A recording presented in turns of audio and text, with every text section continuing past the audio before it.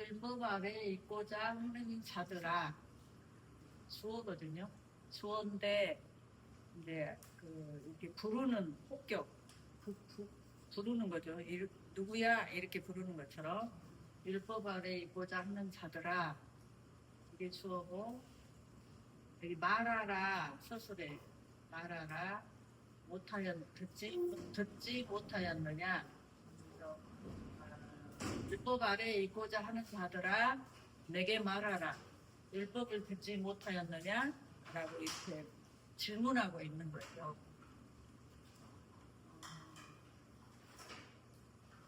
뭘 듣지 못했느냐?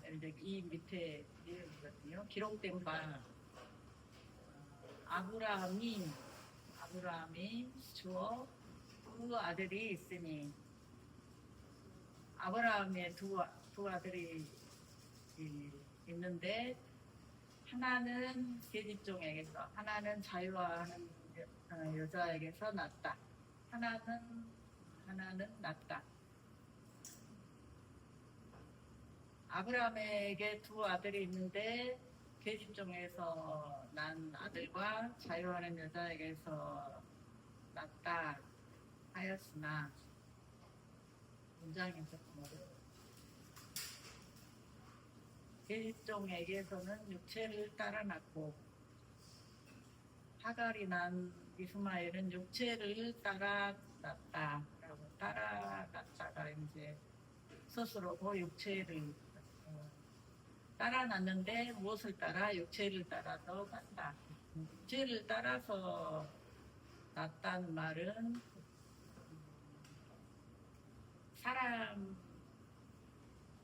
사람의 힘으로, 사람의 생각으로 낳은 거죠.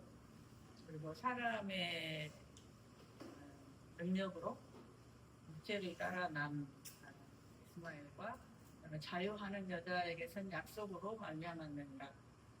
이삭을 이야기하고 있는데, 이삭은 하나님의 약속으로 난 아들이다. 하나님의 약속 때문에, 약속으로 이 성취되는 말씀이 이루어지는 그 결과로 이삭이 낳는데, 이제 그 이삭이 낳기까지는 사람의 모든 그 이삭을 낳기 위한 모든 것을 다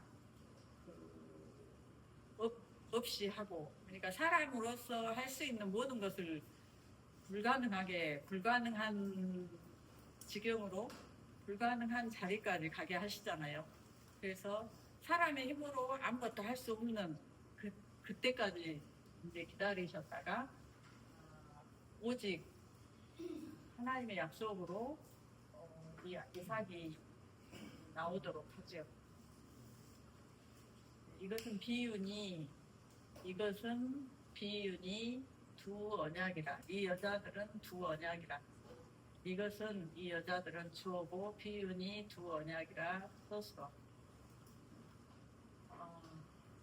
이 두 여자에게서 난 씨가 비유라고 하셨고, 이게 또 두 언약이라고 하셨어요. 하나는 종을 낳은 산이 하가라. 신의 산으로부터 종을 낳은 하가라.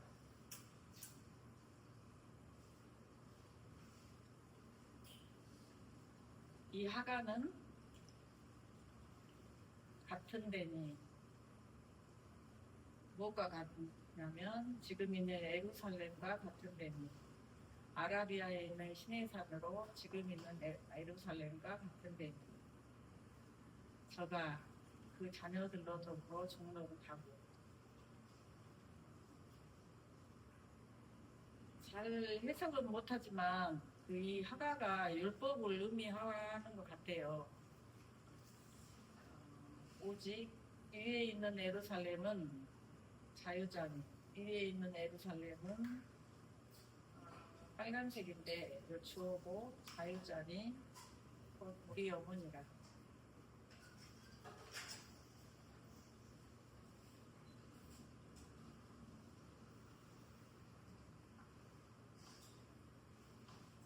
이 절이 좀 제일 어려운 것 같아요.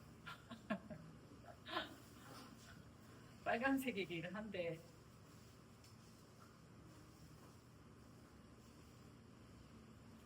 그리스도를 의미한 것 같은데 이렇게 사실은 비유를 할 때 좀 쉬워야 되는데 어려워.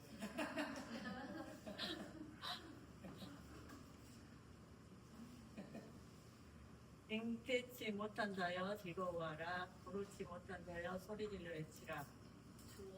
스스로 기록된 바 잉태치 못한 자여 즐거워하라. 부르지 못한 자여 소리질러 외치라. 이는 홀로 사는 자의 자녀가 주어 많음이라 하였으니 남편 있는 자의 자녀보다 많음이라 하였으니 너희는 이삭과 같이 약속의 자녀라. 형제들아 너희는 약속의 자녀라. 이삭과 같이.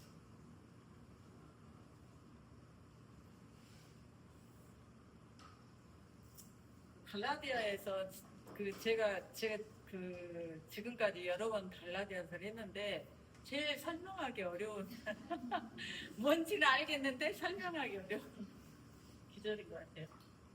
근데 어쨌든 너희는 약속의 자녀라. 이삭과 같이 약속의 자녀. 그러니까 그 앞에서 쭉 이렇게 왔던 것을 생각해 보면 어쨌든 율법의 행위로 어떤 우리의 선한 행실로는 우리가 안 되고 그걸로 의롭게 되거나 구원받을 사람이 없다. 그런데 우리는 이삭과 같이 약속으로 말미암아 자녀가 됐다. 그러니까 그런 의미에서 이제 이삭과 같다는 거죠. 어떤 사람의 노력이나 어떤 행위나 어떤 무엇으로 의롭게 될 수가 없고 구원받을 수 없는 거. 그러니까 그거를 지금 설명하기 위한 예로 이 이스마엘과 이삭 이야기가 계속 나오는 것 같아요. 그러나 그때 죄를 따라난 자가 성령을 따라난 자를 핍박한 것 같이 죄를 따라난 자가 성령을 따라난 자를 핍박한 것 같이 이제도 그러하도다. 물론 이스마엘과 이삭 사이에서도 그렇지만 이 당시 죄를 따라난 자가 율법주의자들을 이야기하는 거거든요. 그러니까 그 사람들이 행위로는 훨씬 더 선했으니까 행위로 선했고 본인들이 의롭다고 생각하는 사람들이니까 그 사람들이 성령을 따라난 자를 핍박하죠. 그 당시에 이제 그 예수님을 믿는 사람들을 엄청 많이 핍박했잖아요. 근데 핍박한 이유가 아예 이방인이 아니고 그 유대주의자들이거든요.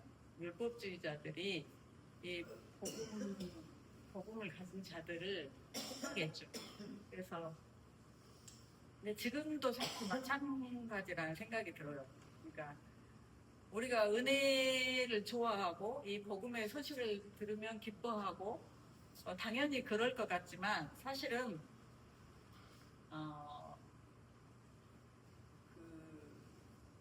그렇지 않을 때가 많아요. 그러니까 내가 막 선하게 살고 거룩하게 행위로 많이 한 사람일수록 전혀 그렇지 않은 사람이 은혜를 받으면 그걸 기뻐하기보다 그러니까 막 잘 살고 선하게 살고 그 사람들 보기에 행위를 잘하는 사람이 이렇게 은혜를 받고 복을 받는 것을 사실은 더 사람들이 훨씬 저도 보니까 그걸 당연하다고 생각하고 그렇게 되기를 바라거든요.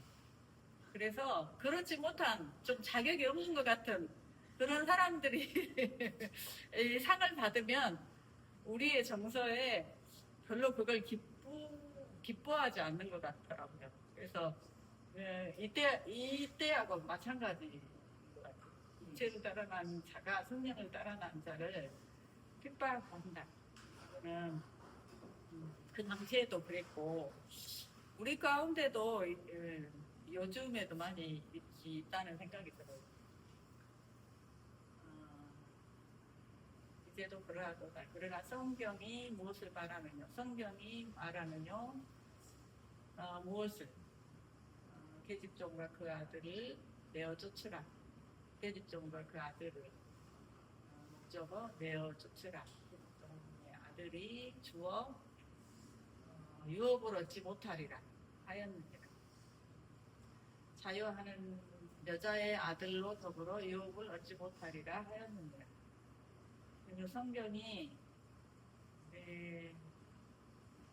유업을 얻을 자로 삼은 것은 계집종의 아들이 아니라 자유하는 자의 아들을 상속자로 그러니까 자녀로 삼았다는 이야기는 구원을 받았다는 거죠. 하나님의 아들이 됐다는 건데 그래서 성경은 율법으로 그러니까 율법을 지켜서가 아니라 주님 예수 그리스도로 말미암아 자유를 얻은 자에게 주어진다는 것을 말씀하고 있습니다. 그런즉 형제들아 우리는 계집종의 자녀가 아니요 우리는 아니요 계집종의 자녀가 아니요 이게 전부 스스로고 우리는 자녀가 아니요 자유하는 자의 자녀이다. 이게 전부 스스로네요. 그래서 예수 그리스도를 믿고 성령을 받은 믿음으로 성령을 받은 우리가 바로 계집종의 자녀가 아니고 자유하는 자의 여자의 자녀인 이삭과 같은 약속의 자녀이다 라는 것을 말씀하고 있는 것 같습니다.